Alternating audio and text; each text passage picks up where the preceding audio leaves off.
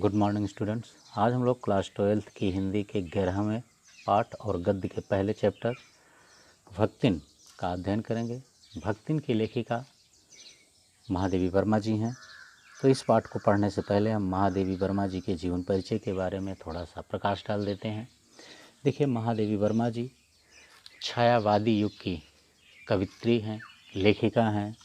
ये संस्मरण लेखिका, रेखा चित्र लेखिका, निबंधकार के रूप में भी प्रसिद्ध हैं, क्योंकि भारतीय संस्कृति के स्वर ये इनका एक निबंध संग्रह है। छायावाद के 4 स्तंभ माने जाते हैं, पंत, निराला, जयशंकर प्रसाद और चौथा महादेवी वर्मा। तो छायावाद के स्तंभकारों में भी महादेवी वर्मा की गिनती की जाती है। इनके साहित्यिक योगदानों को देखते हुए यामा नामक रचना पर इन्हें ज्ञानपीठ पुरस्कार मिला है और इन्हें उत्तर प्रदेश हिंदी संस्थान का भारत भारती पुरस्कार तथा पद्म भूषण पुरस्कारों से भी सम्मानित किया गया है। 1907 ईस्वी में फर्रुखाबाद में इनका जन्म हुआ था और 1987 ईस्वी में इनकी मृत्यु हुई। तो इनका जीवन लगभग 80 वर्षों का था। तो आइए अब हम देखते हैं उनके द्वारा रचित यह शीर्षक भक्तिन, जो पाठ हमारे सिलेबस में निर्धारित है। तो आइए भक्तिन का अध्ययन करते हैं। देखिए, भक्तिन एक महिला पात्र है जो छोटे कद की दुबले शरीर वाली है। ये अपने पतले होठों के कोनों में दृढ़ संकल्प और छोटी आंखों में एक विचित्र समझदारी लेकर महादेवी जी कहती हैं कि जिस दिन वह पहल मेरे पास आई थी, तब से आज तक एक युग का समय बीत चुका है, अर्थात काफ़ी समय से वो हमारे यहाँ रह रही है। पर जब कोई जिज्ञासु उससे इस संबंध में प्रश्न कर बैठता है, तब वह पलकों को आधी पुतलियों तक गिरा कर और चिंतन की मुद्रा में ठुड्डी को ऊपर उठाकर विश्वास भरे कंठ से उत्तर देती है, तुम पचय का बताई, तुम पचय का बताई। यानी अगर तुम पचा लो, यानी तुम्हें विश्वास हो तो मैं बताऊं, क्योंकि क्या क्या बताऊं मैं आपसे। यह 50 बरिस से संग रहित है। यानी अगर कोई यह पूछता कि आप महादेवी जी के साथ कब से हैं, तो कहती कि मैं 50 साल से महादेवी जी के साथ हूँ। इस हिसाब से मैं 75 की ठहरती हूँ। तो महादेवी कहती हैं कि अगर वो 50 साल से मेरे साथ रह रही है, तो इसका मतलब उसके अनुसार मेरी उम्र इस समय 75 साल की हुई और वह 100 वर्ष की आयु भी पार कर चुकी है। इसका भक्तिन को पता नहीं, पता हो भी तो संभवतः वह मेरे साथ बीते हुए समय में रत्ती भर भी कम न करना चाहेगी। तो महादेवी जी कहती हैं कि शायद भक्तिन को इस बात का पता ही नहीं है कि अगर वो कह रही है कि मैं 50 साल से इनके साथ रह रही हूँ, तो वो 100 वर्ष की उम्र पार कर चुकी है। लेकिन महादेवी जी कहती हैं कि अगर इस बात का उसको पता भी है, तब भी उसको इसके ऊपर कोई प्रभाव नहीं पड़ने वाला है। वह मेरे साथ रहने वाले समय को कम करके नहीं बताना चाहेगी। मुझे तो विश्वास होता जा रहा है कि कुछ वर्ष और बीत जाने पर वह मेरे साथ रहने के समय को खींचकर 100 वर्ष तक पहुंचा देगी।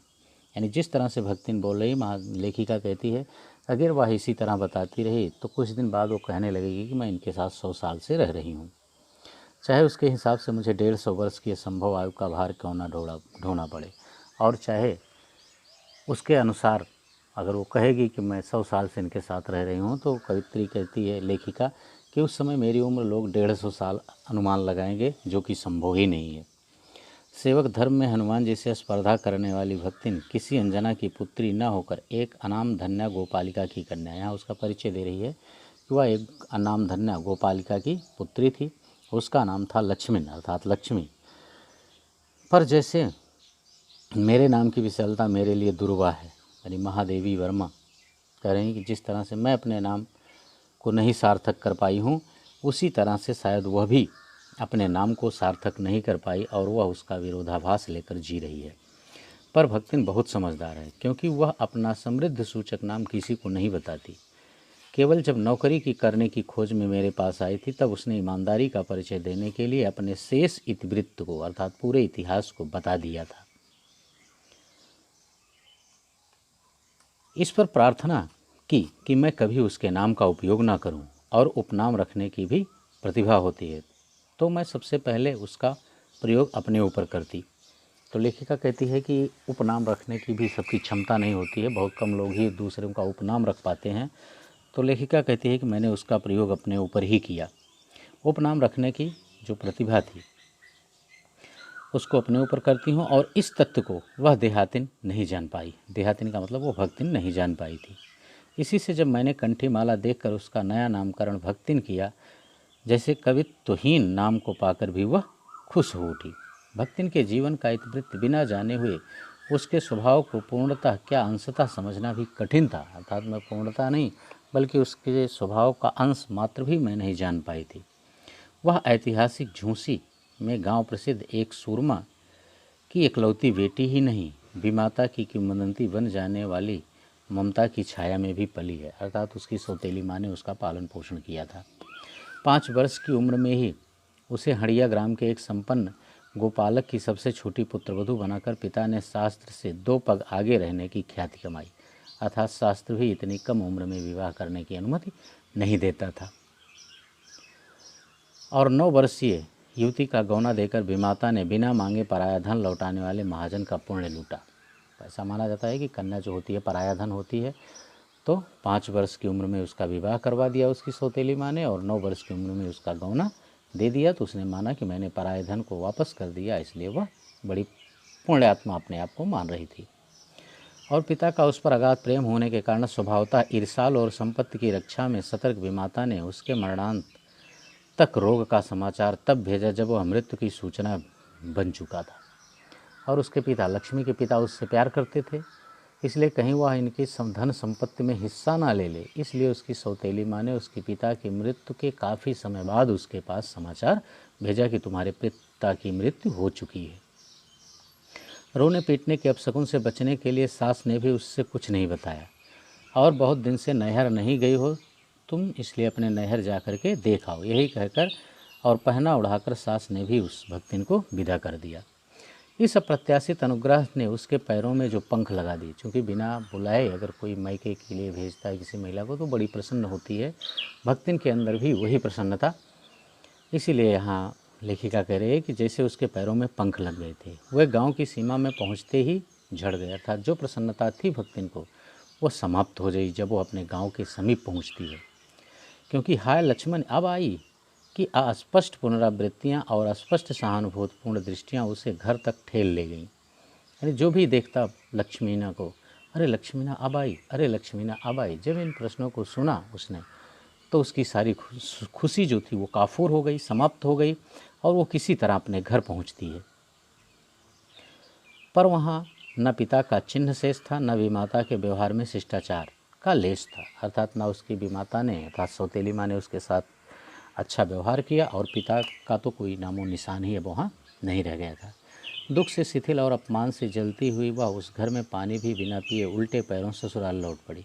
सास को भी उसने पहुंचकर वहाँ खरी खोटी सुनाकर उसने विमाता पर आया हुआ गुस्सा शांत किया, और पथ के ऊपर गहने फेंक फेंक कर उसने पिता के चिर विछोह की मर्म व्यथा भी व्यक्त कर दी। जीवन के दूसरे परिच्छेद में भी लक्ष्मीना को सुख की अपेक्षा दुख ही अधिक सहने पड़े, क्योंकि जब उसने गेहूँए रंग और बिटिया जैसे मुख वाली काली पहली कन्या के 2 संस्करण और कर डाले, यानी एक कन्या उसको लक्ष्मीना को पहले ही थी, और 2 संस्करण और करने का मतलब उसको 2 पुत्रियां और हो गई, अर्थात 3 पुत्रियां उसके पास हो गई। तब सास और जेठानियों ने भी उसको ओठ बिचका कर चिढ़ाया, उपेक्षा प्रकट की, और उचित भी था, क्योंकि सास 3 कमाऊ वीरों की विधात्री बनकर मचिया के ऊपर विराजमान पुरखिन के पद पर अभिषिक्त हो चुकी थी, और दोनों जिठानियाँ काक भुसुंडी जैसे काले लालों के क्रमबद्ध सृष्टि करके इस पद के लिए उम्मीदवार हो चुकी थी।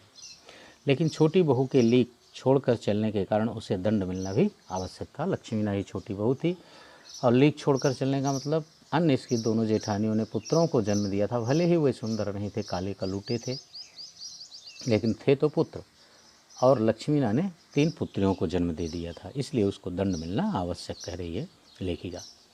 जिठानियाँ बैठकर लोग चर्चा करती और उनके कलूटे लड़के धूल उड़ाते। वह मट्ठा फेरती, कूटती, पीसती, रांधती, और उसकी नन्ही लड़कियां गोबर उठाती, कंडे पाथती।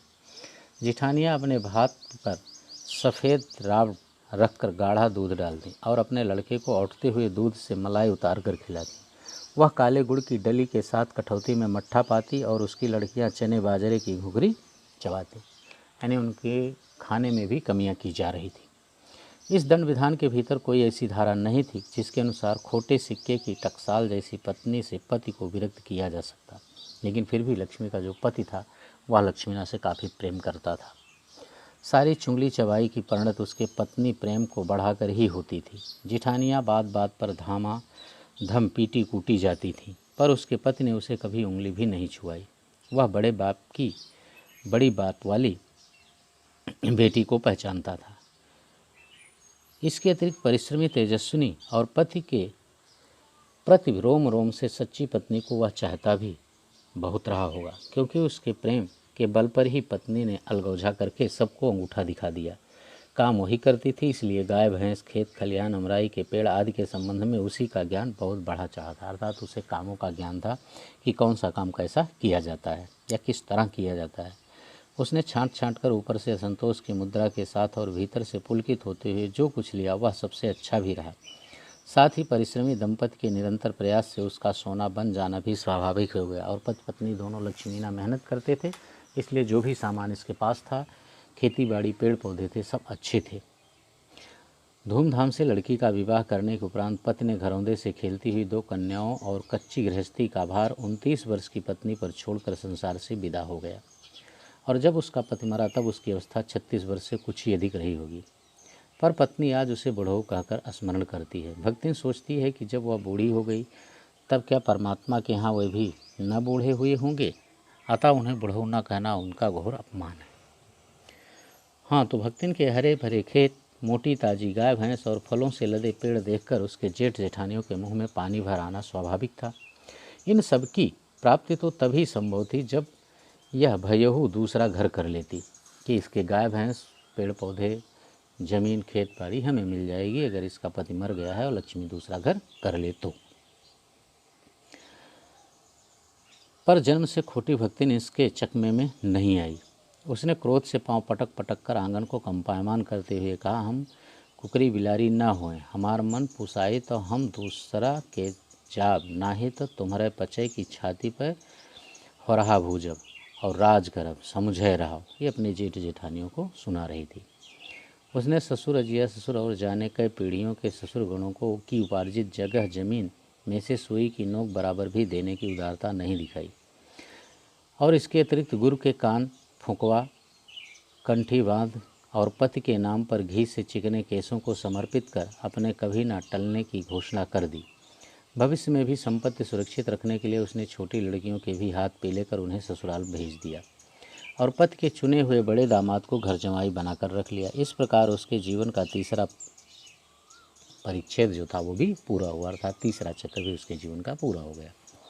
भक्तिन का दुर्भाग्य भी उससे कम हठी नहीं था। अर्थात जिस तरह भक्तिन हठी थी कि मैं अपनी ज़मीन में से जेठ जेठानियों को कुछ नहीं दूंगी, लेखिका कहती है कि उसका दुर्भाग्य भी उतना ही हठी था। इसी से किशोरी से युवती होते ही बड़ी लड़की भी विधवा हो गई और भयहू से पार न पा सकने वाले जेठों और काकी को परास्त करने के लिए कटिबद्ध जेठौतों ने आशा की एक किरण फिर देखी कि विधवा बहन के गठबंधन के लिए बड़ा जेठौत अपने तीतर लड़ाने वाले साले को बुला लाया, क्योंकि उसका हो जाने पर सब कुछ उन्हीं के अधिकार में रहता। भक्तिन की लड़की भी माँ से कम समझदार नहीं थी, इसी से उसने वर को नापसंद कर दिया।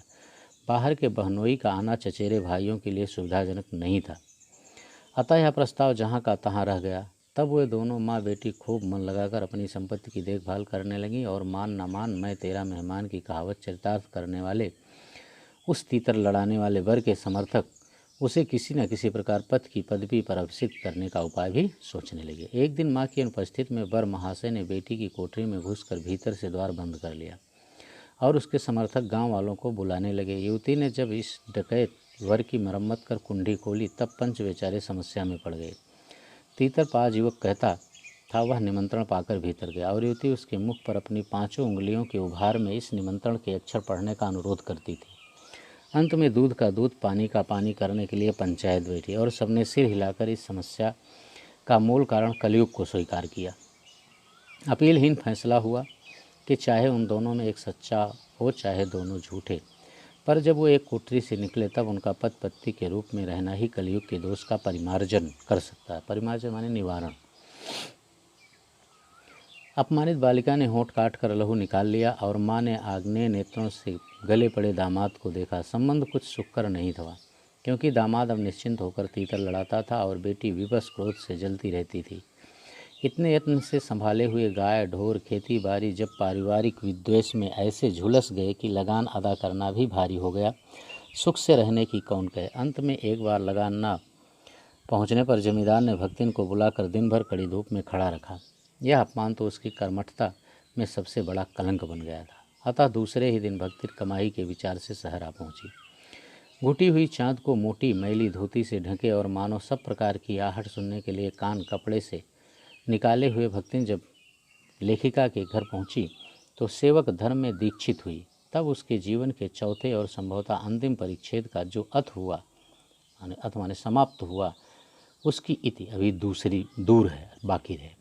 भक्तिन की वेशभूषा में गृहस्थ और बैरागी का सम्मिश्रण देखकर मैंने शंका से प्रश्न किया, क्या तुम खाना बनाना जानती हो? उत्तर में उसने ऊपर से के ओंठ को सिकोड़ और नीचे के अधर को कुछ बढ़ाकर आश्वासन की मुद्रा के साथ कहा, ई कौन बड़ी बात आए। रोटी बनाए जनित है, दाल रांध लेइत है, साग भाजी छोंक सहित है और बाकी का रहा। दूसरे दिन तड़के ही सिर पर कई लोटे औंधाकर उसने मेरी धोरी धोती जल के छींटों से पवित्र कर पहनी और पूर्व के अंधकार और मेरी दीवार से फूटते हुए सूर्य और पीपल का 2 लोटे जल से अभिनंदन किया, अर्थात जल चढ़ाया। 2 मिनट नाक दबाकर जप करने के उपरांत जब वह कोयले की मोटी रेखा से अपने साम्राज्य की सीमा निश्चित कर चौके में प्रतिष्ठित हुई, तब मैंने समझ लिया कि सेवक का साथ टेढ़ी खीर है, अर्थात इसके साथ आसानी से समय नहीं बिताया जा सकता है। अपने भोजन के संबंध में नितांत वीतराग होने पर भी मैं पाक विद्या के लिए परिवार में प्रख्यात हूँ।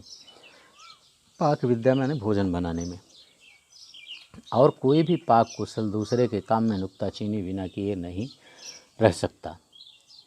पर जब छूत पाक पर प्राण देने वाले व्यक्तियों का बात बात पर भूखा मरना स्मरण हो आया और भक्तिन की शंकाकुल दृष्टि में छिपे हुए निषेध का अनुभव किया, तब कोयले की रेखा में मेरे लक्ष्मण के धनुष से खींची हुई रेखा के सामने दुर्लंघ हो उठी।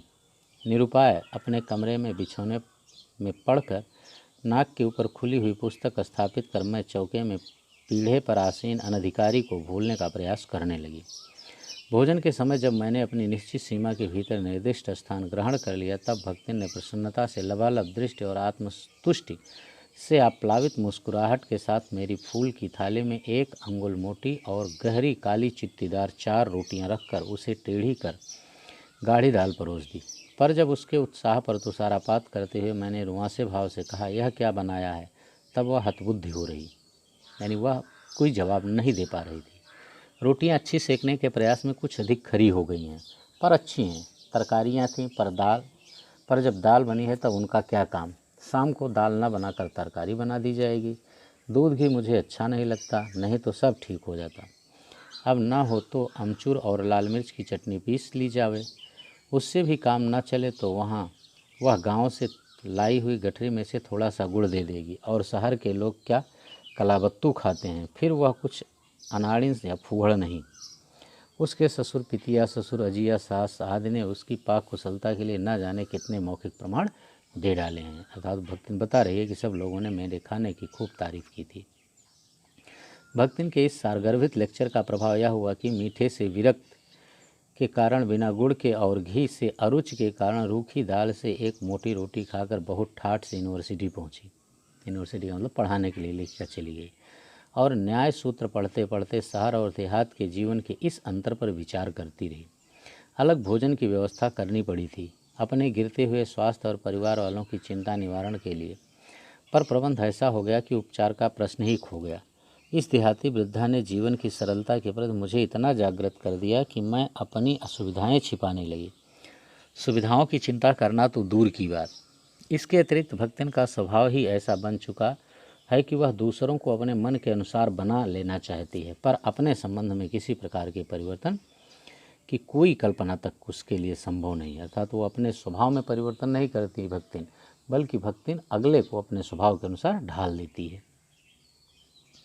इसी से आज मैं अधिक देहाती हो गई हूँ, लेखिका कह रही है, पर उसे शहर की हवा नहीं लग पाई। मकई का रात को बना दलिया सवेरे मट्ठे से सौंधा लगता है। बाजरे के तिल लगाकर बनाए हुए पुए गरम कम अच्छे लगते हैं। ज्वार के भुने हुए भुट्टे के हरे दानों की खिचड़ी स्वादिष्ट होती है। सफ़ेद महुए की लपसी संसार भर के हलवे को लजा सकती है। आदि वह मुझे क्रियात्मक रूप से सिखाती रहती है, पर यहाँ का रसगुल्ला तक भक्तिन के पोपले मुंह में प्रवेश करने का सौभाग्य नहीं प्राप्त कर सका। अर्थात वो महुए की लपसी आदि लेखिका को खिला चुकी, लेकिन लेखिका के शहर के उसने गोलगप्पे को, रसगुल्ले को भी अपने मुंह में, पोपला मुँह आ गया कि उसके मुंह में दांत कम थे, इसलिए पोपला मुँह आ गया, नहीं खाई थी। मेरे रात दिन नाराज़ होने पर भी उसने साफ धोती पहनना नहीं सीखा, पर मेरे स्वयं धोकर फैलाए हुए कपड़ों को भी वह तह करने के बहाने सिलोटों से भर देती है। मुझे उसने अपनी भाषा की अनेक दंतकथाएं कंठस्थ करा दी हैं, पर पुकारने पर वह आय के स्थान में जी कहने का शिष्टाचार भी नहीं सीख सकती। भक्तिन अच्छी है यह कहना कठिन होगा, क्योंकि उसमें दुर्गुणों का अभाव नहीं है, अर्थात दुर्गुण ही दुर्गुण है। वह सत्यवादी हरिश्चंद्र बन सकती है, पर नरो व कुंजरो व कहने में भी विश्वास नहीं करती। मेरे इधर उधर पड़े रुपए भंडार घर की किसी मटकी में कैसे अंतरहित हो जाते हैं, यह रहस्य भी भक्तिन जानती है। अर्थात यदि लेखिका के रुपए इधर उधर पड़े रहते थे तो भक्तिन उठा करके उसको किसी न किसी भंडार घर के मटकी में छुपा दिया करती थी, पर उस संबंध में किसी के संकेत करते ही वह उसे शास्त्रार्थ के लिए चुनौती दे डालती, जिसको स्वीकार कर लेना किसी तर्क शिरोमणि के लिए संभव नहीं। यह उसका अपना घर ठहरा। पैसा रुपया जो इधर उधर पड़ा देखा, संभाल कर रख लिया। क्या यह चोरी है? उसके जीवन का परम कर्तव्य मुझे प्रसन्न रखना है। जिस बात से मुझे क्रोध आ सकता है उसे बदल कर इधर उधर करके बताना क्या झूठ है?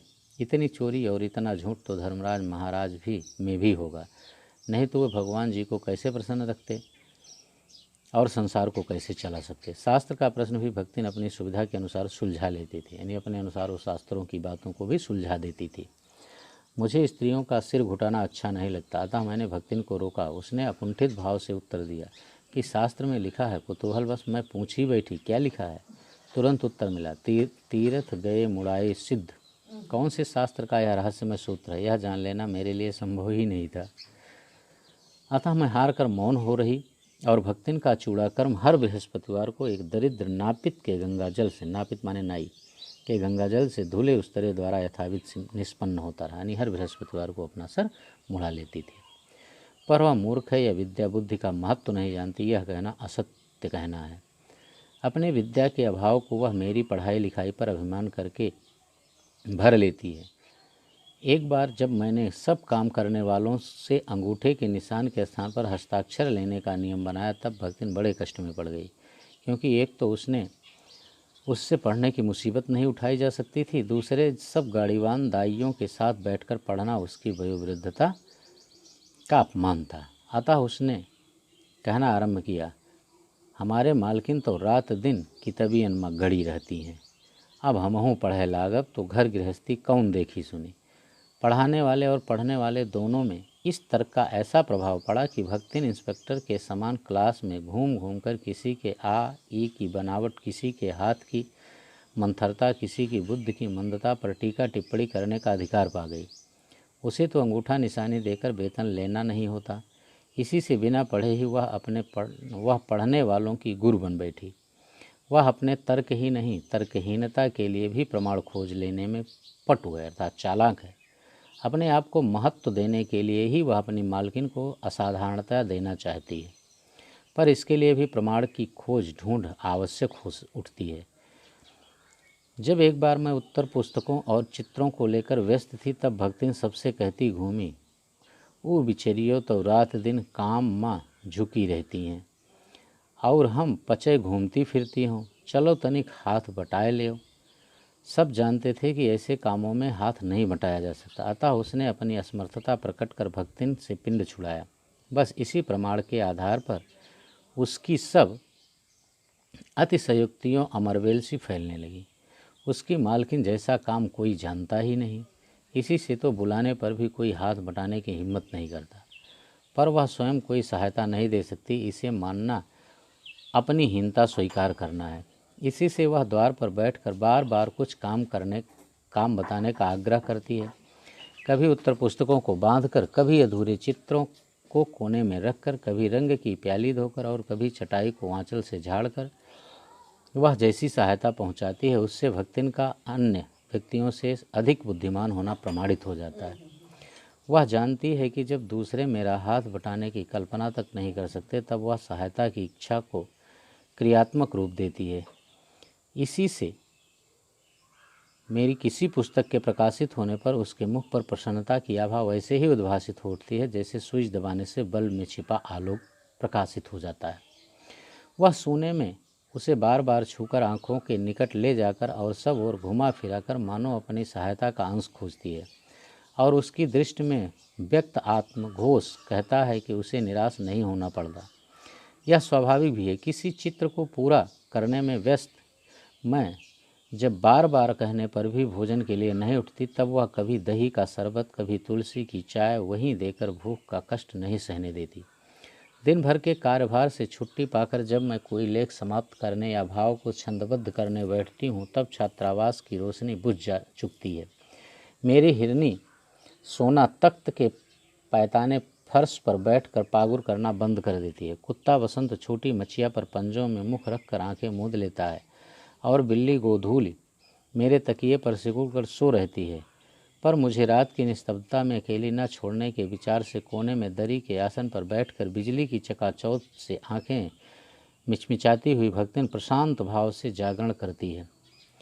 वह ऊँघती भी नहीं, क्योंकि मेरे सिर उठाते ही उसकी धुंधली दृष्टि मेरी आँखों का अनुसरण करने लगती है। यदि मैं सिरहाने रखे रैक की ओर देखती हूँ तो वह उठकर आवश्यक पुस्तक का रंग पूछती है। यदि मैं कलम रख देती हूँ तो वह स्याही उठा लाती है, और यदि मैं कागज़ एक ओर सरका देती हूँ तो वह दूसरी फाइल टटोलती है। बहुत रात गए सोने पर भी मैं जल्दी ही उठती हूँ, और भक्तिन को तो मुझसे भी पहले जागना पड़ता है। सोना उछल कूद के लिए बाहर जाने को आकुल रहती है। वसंत नित्य कर्म के लिए दरवाज़ा खुलवाना चाहता, और गोधूल चिड़ियों की चहचहाहट में शिकार का आमंत्रण सुन लेती है। मेरे भ्रमण की भी एकांत साथिन भक्तिन ही रही है। बदरी, केदार आदि के ऊंचे नीचे और तंग पहाड़ी रास्ते में जैसे वह हट करके मेरे आगे चलती रही है, वैसे ही गांव की धूल भरी पगडंडी पर मेरे पीछे रहना भी नहीं भूलती।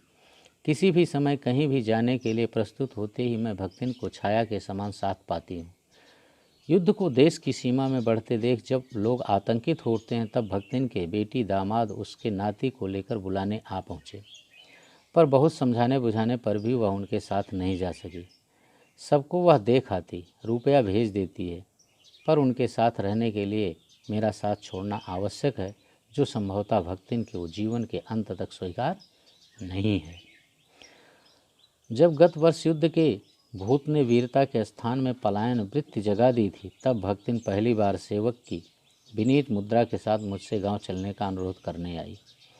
वह लकड़ी रखने के मचान पर अपनी नई धोती बिछाकर मेरे कपड़े रख देगी। दीवार में कीलें गाड़कर और उन पर तख्ते रखकर मेरी किताबें सजा देगी। धान के पुआल का गोदरा बनवाकर और उस पर अपना कंबल बिछाकर वह मेरे सोने का प्रबंध करेगी।